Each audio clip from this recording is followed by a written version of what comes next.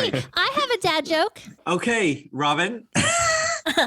Am I qualified to say it? Okay. We'll determine that in a minute. Where did the general put his army? I don't know. In his sleevey.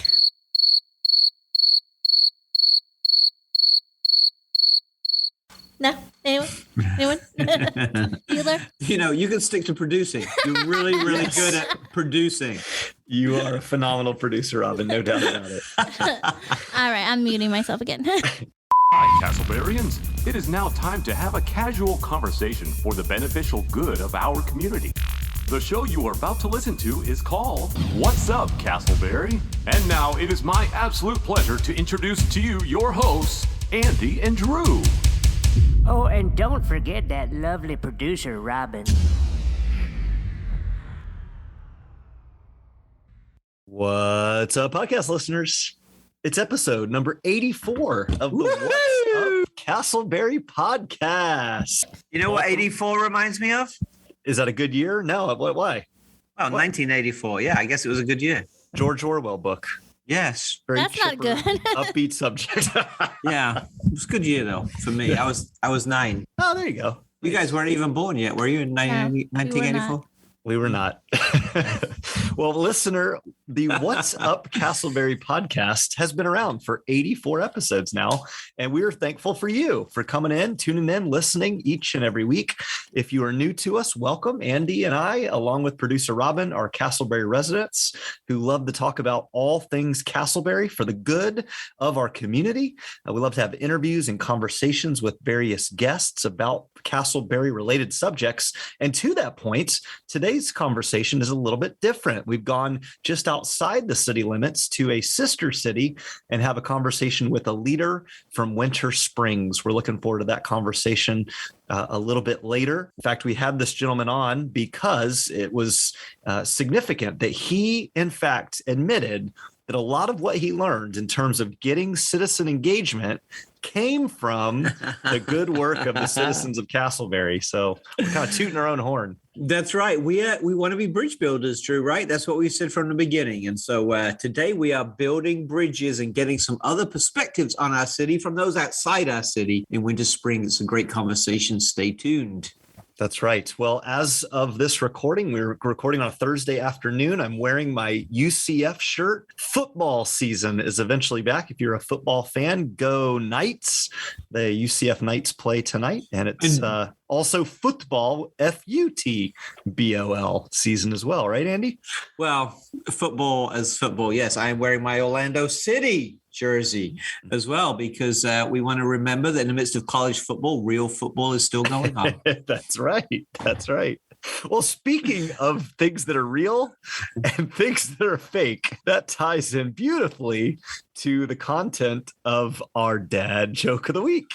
All right. I'm up, listeners, with this one. I don't. Andy, I'm not going to lie. I chuckled and I shared this with some friends of mine. I like it. So I'm given a ahead of time compliment knowing the answer, but you got to deliver it with the same passion that I do every week. Oh, is that what makes it funny? It's a better chance of being funny. Hey, I will say there's a gentleman who listens to the show that I am friends with. He has sent me a dad joke every day for the past 6 or 7 days. And I don't know whether to thank him or throw my phone away every time I get one, but it's very funny. Okay, all right, here we go. What is the difference between Iron Man and Aluminium Man? Can you give the American English saying for that? What is aluminum? Aluminum? There it is. All right, okay. All right. I forgot where this podcast was being broadcast to. That was for our international audience. What's the difference between Iron Man and what is it? Say the word. Aluminum. Aluminum. What aluminum? What is the difference between Iron Man and Aluminum Man? What? If Iron Man stops the bad guys, Aluminum Man just foils their plans. There it is. The dad joke of the week. Part of that, you got 2 jokes in one, listener. Not only did you get the contents of the joke between Iron Man and Aluminum Man, you also got Andy's pronunciation of aluminum. I could not repeat the way you said Aluminum. Aluminium. Sounds sounds like everybody does that when they try to say it the British way. They put an extra syllable in it. Say it again, Drew. Alumnum. La, la, la, la. It is now time for your local update about things happening in your community. It is now time for Casselberry in the News. We have two quick things to report. First is a note of solace and a moment of sadness as a local minister, Matt West. He was the youth director at Casselberry Baptist Church on Seminole Boulevard. Has unfortunately passed away from COVID-related complications. Matt was 44 years old. Andy, you and I got to know him relatively recently, did some things together and had some good conversations. We mourn with those who mourn, and we reach out to Matt's wife and children, and just thinking about all those who are going through the difficult challenge of losing somebody that has been affected by COVID. Yeah, Matt also had the notorious honor of being another podcaster from Casselberry as well. And he led a podcast called the Unnamed Podcast of Casselberry. So as far as we know, there are only two podcasts local to Casselberry, and Matt was a great voice on the other one. So our condolences to his friends and family, and certainly all our friends and family at First Baptist Church as well. Absolutely. Thank you. And a little bit chipper subject and really something that has stood out as being a very significant purchase by the city and a work that's very much in process is the old, what we call Casselberry House, now known as the Brightwater House. Andy, you were at the most recent meeting and kind of heard the conversations happening about what it is that the city of Casselberry desires to do with that property. Give us some kind of background and context for that meeting. Yeah, it was fascinating. Just last week, the city held a kind of informational meeting just to socialize some of the potential ideas and potential concepts for that beautiful piece of property. I found out some interesting stuff. The house was built by Gamble Rogers, who's a very famous architect. It's about 4,000 or 5,000 feet, has a pool in the back. It's on the lake. Lots of room for parking. It really is a beautiful place. The city got a great price for it, and they've got some very ambitious plans to turn it into an event center. Exactly what that looks like will be determined by a process that we as citizens will be able to speak into, but there was all kinds of wonderful ideas and concepts presented as we walked around the Casselberry Rec Center and reviewed and talked through some of those ideas. Another thing that was really encouraging to me, Drew, was that at the meeting, honestly, I was just expecting there to be a handful of people there. There was probably around 100 folks who came in and out throughout the evening to learn more about the project. And that was another sign to me that we really do live in a community. We live in a community where people are engaged, yes, and where people have a voice in what happens, and they want to use that voice wisely. So that was really encouraging, and had numerous conversations with many leaders. And we really talked about how establishing this as an event center really could be a catalytic project in our city that will bring many things. Fantastic. So, Andy, what is the next step then in this process? I have no idea. Okay, sorry. I didn't know if the city was going to say, okay, now at this point we do a vote or we determine what kind of funds are going to go into the. I know they've bought the property, which is great. And I know that they've entered into a relationship with a kind of consultancy, conceptual, potential architect relationship. But beyond that, I think the process is still to be determined. Fantastic. Well, thank you for that update, Andy. And that really segues perfectly into our next segment.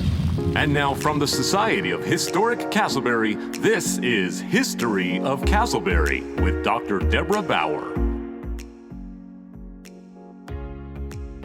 Hi, this is Dr. Deborah Bauer with your Casselberry History in 90 seconds.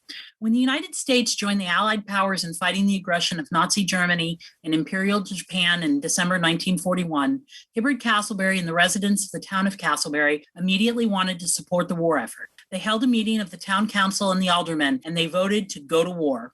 In 1942, Casselberry traveled to Washington, D.C. to socialize with members of President Franklin D. Roosevelt's administration. Over the course of several unofficial poker games, Casselberry made valuable social connections that resulted in the town being awarded governmental contracts. Once he returned home, Casselberry converted an old fertilizer mixing plant on the grounds of his fernery operations to a new wartime factory. He incorporated a new company named Casselberry Fern Corporation, War Industries Division, to oversee the new government contracts he had received.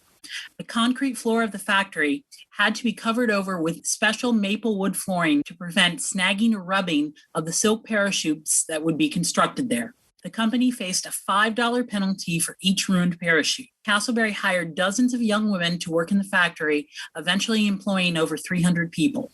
It took 1 month to receive the initial job training and an additional 5 months before the sewers attained status as a, quote, finished operator. Material, a combination of silk and rayon, came into the plant in the form of spools and rolls. A finished parachute would be packed in a special canister that had been designed in American steel mills.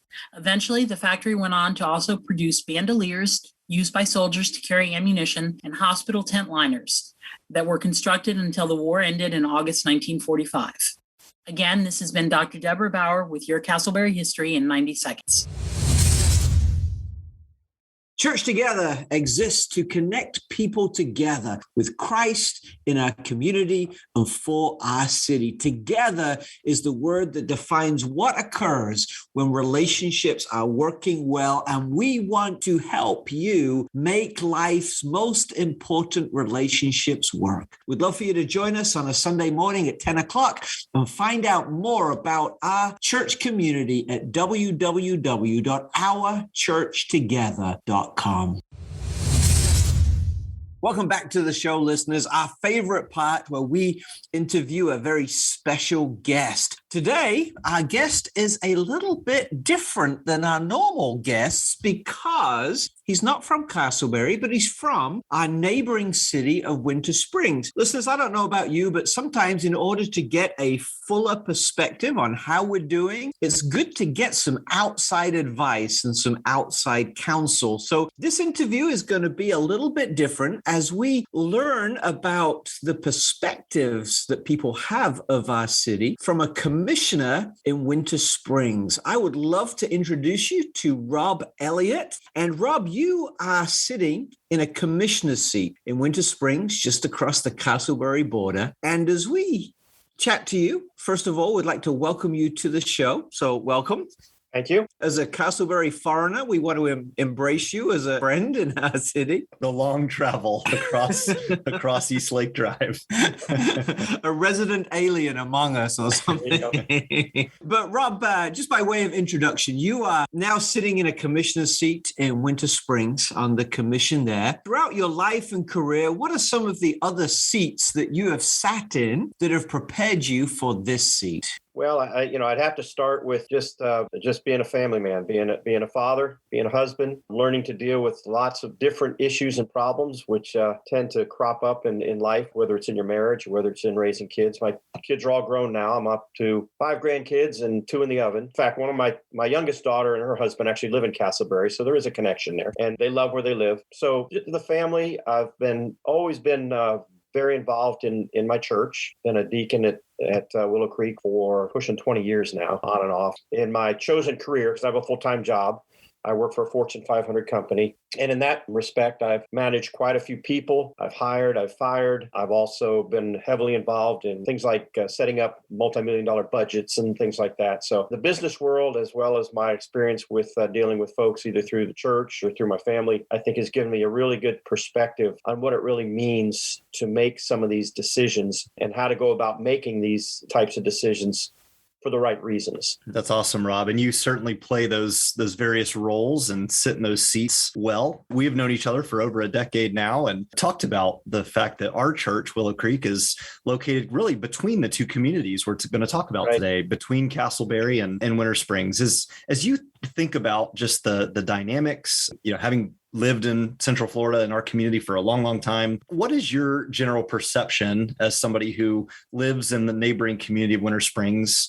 How would you describe Casselberry, or how have you heard Casselberry described, both maybe past as well as kind of present from others? The comparison with Casselberry is that it's somewhat of an older, more mature community. I don't mean age-wise. I just mean it just seems like so many of the developments and things like that have been there longer. Winter Springs is a newer community. Winter Springs is different. There's 7 cities in Seminole County, and by far Winter Springs would be the most residential oriented county, whereas from a tax base standpoint, so much of our tax base comes from property taxes from residents, whereas Casselberry and some of the other surrounding communities, it's much more of a balance with commercial. I know Casselberry, just driving through Casselberry, there's a lot of high density development going on, a lot of apartment complexes going up. And when I was campaigning for this seat, we and some of my fellow commissioners, we banged on about 4,000 doors. It's hard to believe, but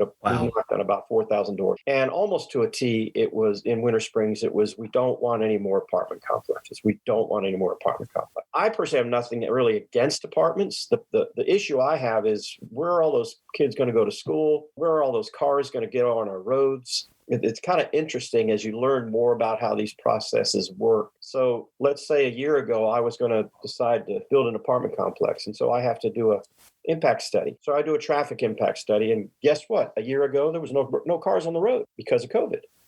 So you got these traffic impact studies that say, oh, yeah, we can handle the cars because there were no cars on the road.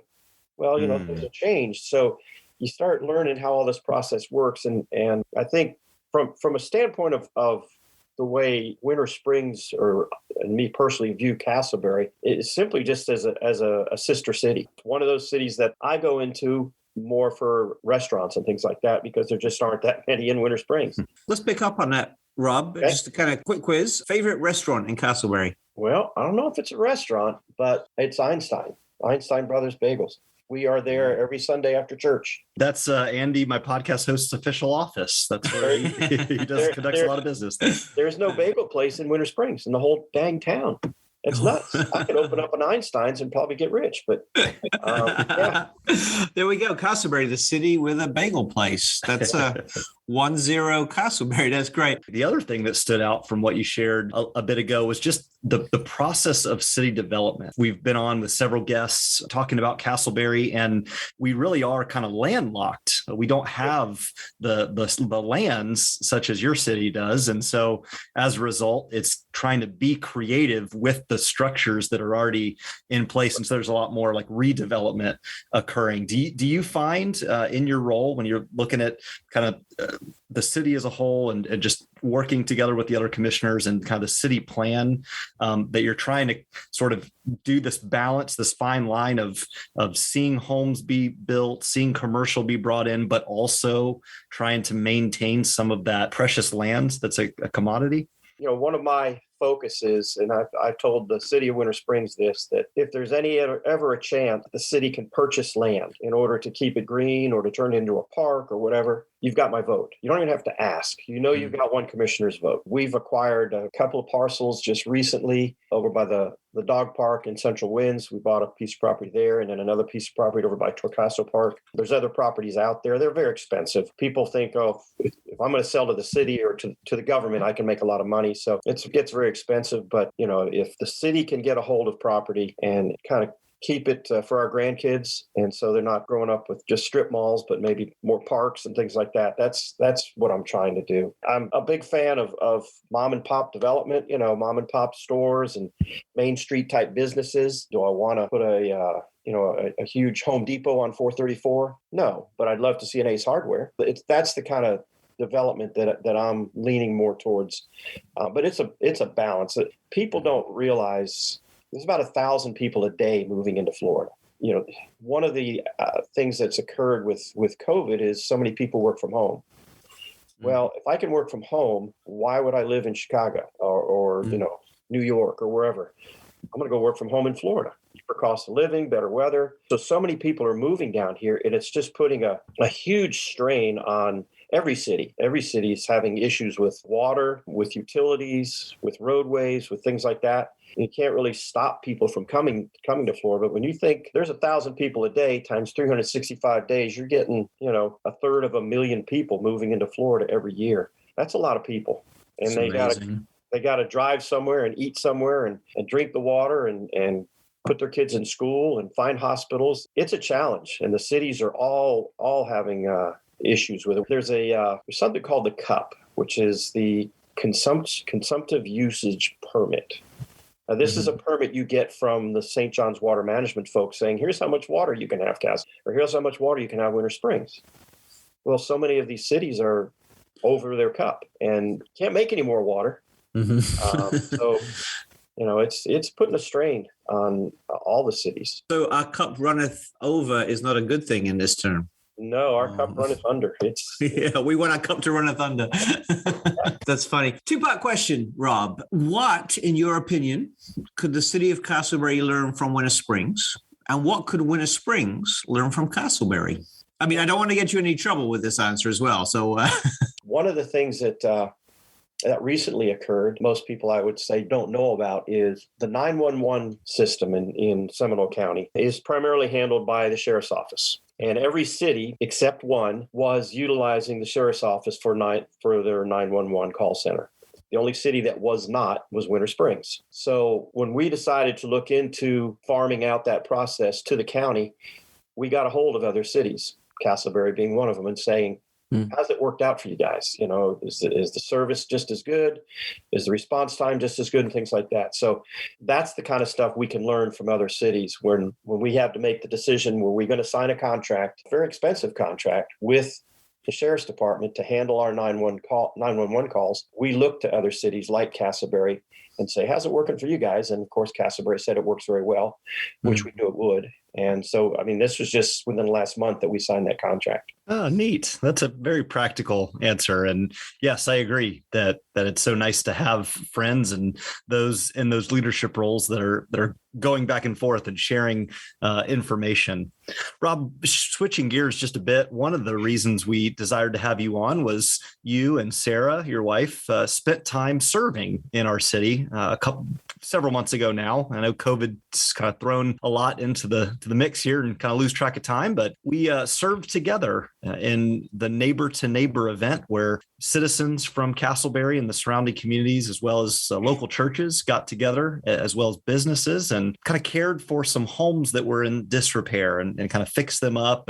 You in particular served in a home that was an Indianized neighborhood. And still we walk by there and are just so thankful for the work that was done. How would you describe both the impact of that day on you and really your desire to pull the citizens of Winter Springs together to make the community the best it can be? I remember originally signing up for the process there in Casselberry. Didn't really know what we were getting into, but Sarah and I said, yeah, let's do it. Showed up that morning, got assigned to a team. And then next thing you know, we were standing in Tarzan's jungle. And I'd never seen anything like it. I really hadn't. There was a humongous tree on the roof of that house. It was more overgrown than I've ever seen a house in a residential neighborhood, such as that neighborhood. It wasn't like there were a bunch of houses like that in the neighborhood. It was just, there was this humongous eyesore in the middle of this neighborhood. And you had all these folks, different backgrounds, different churches come together. We had somebody that was assigned as, I guess, the foreman type person, but he really didn't bark out a bunch of orders or anything like that. Everybody just dove in and started doing what they could do. And almost within minutes, you could start to see a difference. Everybody was working together, helping each other out, pitching in. And when it was all done, you could see that there was a difference, not only for the homeowner, but for the neighborhood. But also you could just see that you had a bunch of people who didn't know each other that came together to fix this house up and to help this neighborhood. I know there was a picture taken of, there had to have been about 15 of us out there, maybe more. Mm-hmm. A picture of us all sitting on, bags of trash and all the and stuff. And it just really made you feel really good that people are willing to come together and work together to actually help somebody out. Rob, as you said, that really was a win-win-win. It was a win for those who are helping to serve. It was a win for the homeowner. It was a win for the neighborhood. And it was a win for the city as well. And I believe on that particular house, there was a lot of code enforcement fines, over 6 figures. And they were able to be removed because of the work that we did. And I think if the churches and city and businesses can work together, we can really make a difference in our community. I'd like to mention, based on what you just said about the fines, I attend almost every board meeting at the city of Winter Springs. It's just, I guess I'm a nerd like that. So I do go to these code enforcement meetings, and the city of Winter Springs, and I'm sure that it's the same in Casselberry, they're not looking to make money off people that can't keep their property. That's not the way it works. They bend over backwards to push off fines, to find ways to get things done. And that's what I liked about the process, was that the city of Casselberry said, hey, if these people are willing to come out and help these homeowners out, we're willing to step up and do what we can do too. That's what we're trying to emulate in Winter Springs is this process. Yeah, we really can do more together than we can do apart as well. I know that many folks have this misconception that if they get a speeding ticket from the police, it's because the policemen need to be paid. And it's like, no, it doesn't work like that. No one wants to fine you or give you a ticket. Right. We're just trying to hold you accountable much more than we are to make money. And it's a similar kind of situation. So Rob, just a couple of questions. We're talking about groups working together. You're obviously very involved in the city, and you're also very involved at Willow Creek as well. Just as a personal point of interest for myself, how does your faith influence your decisions as a commissioner? A lot of folks would say, separation of church and state, all that stuff, big believer in that. I think it's very important. But there must be a way that your faith influences the leadership that you extend. What does that look like for you? Kind of interesting. When commission took our seats last November, so almost a year ago, there were 1 reelected commissioner, 2 new commissioners, me and Commissioner Benton, and then 2 other commissioners who were incumbents who had 2 more years. They'll be up for re-election in 2022. So at our very first meeting, Commissioner Benton, who attends the church on 434, he turned around and he pointed to the city seal. And he said, see the part at the bottom there that says, "In God we trust"? He says, when did the city commission stop praying before each city commission meeting? And everybody kind of looked at each other, and the consensus was, we're going to start praying before every city commission meeting. So that was kind of the start. I can tell you for sure that in Winter Springs, we have 5 commissioners, 1 mayor, a city manager, and I'm not going to go any farther down the line, who are all believers. And do they wear their Christianity or their beliefs on their sleeve? Not necessarily. I tend to. I instituted a process where I asked the city clerk to contact all the churches in the local area. And I don't just mean Christian churches. I mean, if there is a synagogue, which actually there is a temple, contact all these faith leaders and ask them if they would be willing to pray before a city commission meeting. And so we've had, numerous pastors pray. In fact, Drew is one of them. He was able to show up at one of the meetings, and he was actually the first pastor to actually turn around and face the people and pray, which was impressive. Before every commission meeting, I say to God, please be with what I say so I don't sound stupid. Please give me discernment. We had a situation, I don't want to get too involved in it, but we had a budget item come up on the annual budget, a $50,000 donation to what's called the UCF Incubator.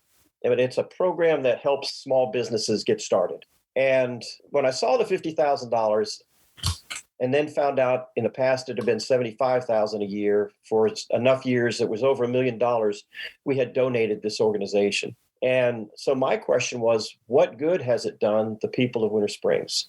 What's the return on investment for $1 million? And the commission came real close to voting against it. In other words, the incubator was going to lose the $50,000. And we're the only city in the county that donates money. The county donates money and Winter Springs does, but none of the other cities do. And so if we had voted that night, it would have been 3-2 to take the money away, maybe even 4-1 to take the money away. And I again, praying as I do before these meetings, I said, I need to use discernment. I said, listen, guys, instead of just saying, no, you don't get any more money, you need to go back and you need to answer these questions. And I gave them a list of like 40 questions to answer, which they had never been asked before. I actually went to the incubator and met with the leaders, see what the process was all about, got the 40 answers, and really learned that this incubator is a very positive influence on the Winter Springs community, on the county as a whole. I would imagine there are incubator businesses located in Casselberry right now. So once we learned what the process was all about, what the program really did for our community, we just voted 5-0 to give them the $50,000. So, that's the kind of stuff that I pray constantly, that I educate myself and don't make decisions, off the cuff decisions that could affect people in a negative way. And, I've got little printouts of certain Bible verses. I pull them out of my folder and I set them on the desk in front of me. What's also interesting is whenever we don't have a pastor to pray before the commission meeting, I'm the one that gets to pray. So I am not shy about professing my Christianity. Love that, Rob. Love that answer, and really clear evidence that we live out our faith just in the day-to-day and are patient and seek to control our tongue. We're just better citizens as a whole. I love your prayer to don't let me say anything stupid. I need to remind myself and pray for that. Same thing. We're all in that same boat. I pray that every Sunday morning before I get into the pulpit. Don't let me say something stupid. And whenever I enter into a conversation with my wife or anything like that as well, because it's a whole lot easier to say something stupid. Rob, this has been a joy. Time has gone away from us, as it always does. But in conclusion, is there a way that our listeners can connect with you if they have any questions about what's happening in our sister city of Winter Springs? Best way is just to go onto the city website, wintersprings.fl.org. Got a pretty good informative website, but there's also information on how to connect with me and the mayor and the other commissioners. That's going to be the best way. Rob, thank you so much for your time today. We appreciate your leadership. We appreciate your insight. And we appreciate you being a guest on a podcast in a sister city. So thank you very much. Well, we thank you so much, Rob Elliot, Commissioner of Winter Springs, for your insight, your thoughtfulness, and your care for not only Winter Springs, but the surrounding community as well. Rob, it's a joy to be a friend of yours and love watching you lead from the front, but really lead through service. That's something that we see again and again as being the way forward. Andy, as we close up another episode of the What's Up Casselberry podcast, you've got some closing words for us. Yeah, it's my turn to bring the inspirational moment. I love these words from a lady called Karen Lamb. She said this: a year from now, you may wish that you started today. A year from now, you may wish that you had started today. I love that. I think this is a good reminder about the pitfalls of procrastination. There's so many projects on my list of things that I'd love to do one day, but the best time to start those projects that I want to do one day is this day. Now is the time to get forward. Listener, I encourage you, don't put off that thing that you want to do. Don't say no to that thing that you may need to say yes to later on. Because as Karen Lamb reminds us, a year from now, you may wish that you had started today. Wise words from Miss Lamb. Drew, just before we close, I know you're going to do the buffer at the end where we talk about how people can connect with us, but I just want to share a little text with you guys that I got from another listener this week. She says, I listened to your podcast. It was super. Your cast has the same dynamics as the NPR show Click and Clack. Did you guys ever listen to that? Not yet, but we'll have to check it out. I'm not sure it's there. It was very popular for a while. That caught my attention. You guys have great chemistry, and I wish you the very best. And I thought that was a lovely note from a first-time listener who tuned in for the Anthony Aramandia episode. Fantastic, Andy. Thank you so much for sharing that. And we hope you, listener, have enjoyed our banter, our click and clack back and forth, as it were. This has been the What's Up Casselberry podcast, a casual conversation about our community. This podcast has been produced by Robin Kepi. For more information, please check out our website, Facebook page, Instagram feed, or podcast feed, all with the name What's Up Casselberry. The best thing you can do is like and subscribe to the podcast so you'll make sure to get a new episode every week, and give us a 5-star rating and review. Until next time, have a great week.